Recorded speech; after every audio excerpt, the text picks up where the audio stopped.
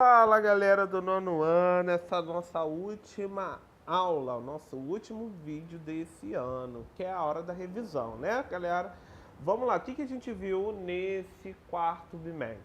Nós vimos o romance, que é um gênero textual do tipo de texto narrativo, né?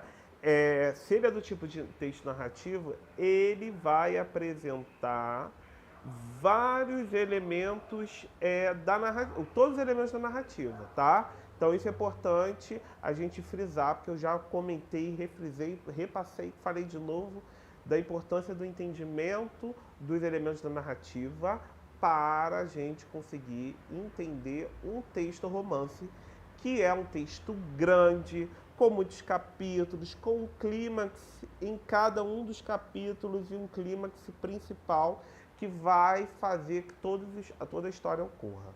E qual é a característica? Primeiro, texto narrativo, vários capítulos e narrativa grande, vários conflitos menores e um principal, esse é o clímax, diversos personagens, muito bem descritos os personagens, ele tem personalidade, tanto psicologicamente como fisicamente pelo autor. A gente precisa entender os personagens, que as ações vão acontecer com esses personagens, e pode apresentar um ou vários espaços que se complementam ao longo da história, tá? No romance de aventura, a gente viu que a história vai ocorrer o quê? Vai se passar através de uma aventura. E nós vimos também o romance psicológico, que também é um gênero do romance, entretanto, tá? Vai ter uma análise psicológica dos personagens, como a gente viu com É Tudo Mentira, como a gente viu com Dom Casmurro, né? E os conflitos vão ser conflitos pessoais dos personagens, tá? Então o clímax vai ser a respeito do conflito pessoal que o personagem vai viver. Que características nós podemos apontar? A gente pode dizer que é feita uma análise psicológica dos personagens, a respeito, a gente consegue entender a personalidade de cada personagem. O tempo nunca é cronológico, é psicológico, voltado do interior dos personagens, memórias e os pensamentos dele, tá? Tendo o tempo cronológico, está ligado às ações, às histórias, e os espaços podem configurar espaços interior. A gente entender, ele falar, entender o que se passa na mente do personagem, o que o personagem sentiu. Então, tudo está figurado, toda a história está figurada para o conflito pessoal que o personagem está vivendo, tá? Que nós vimos também nesse bimestre, elementos da narrativa. Vou aqui repassá-los, tá?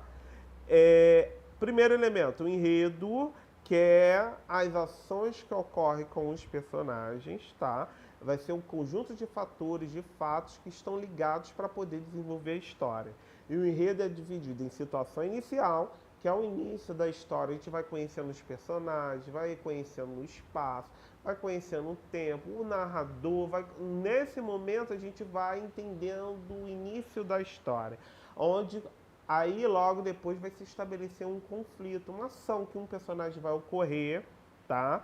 Para seguir o desenvolvimento, que vai contar tudo que ocorreu dessa ação até chegar no clímax ou do capítulo da história, tá? E onde tem o desfecho, que é o fim que levou isso tudo.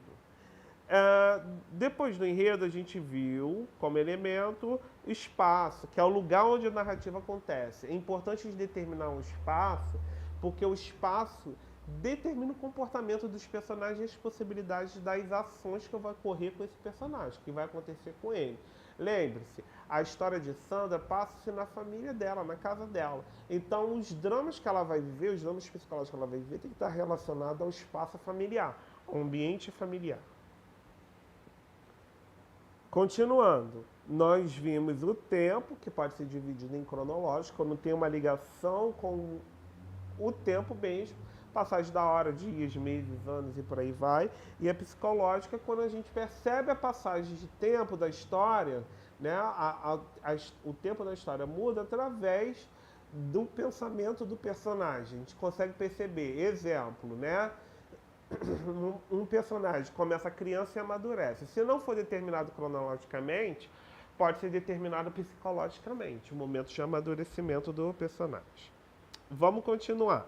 A gente também falou da importância do narrador, que é quem conta história, que pode se dividir em três. O mais importante aqui é a gente observar que o narrador personagem, a história ocorre pelo ponto de vista de quem está narrando. A gente só conhece a história pelo ponto de vista dele, diferente do narrador observador, que é imparcial na história. E tem o onisciente, que é o narrador observador, com detalhes dado pelo próprio narrador sobre as histórias que estão ocorrendo.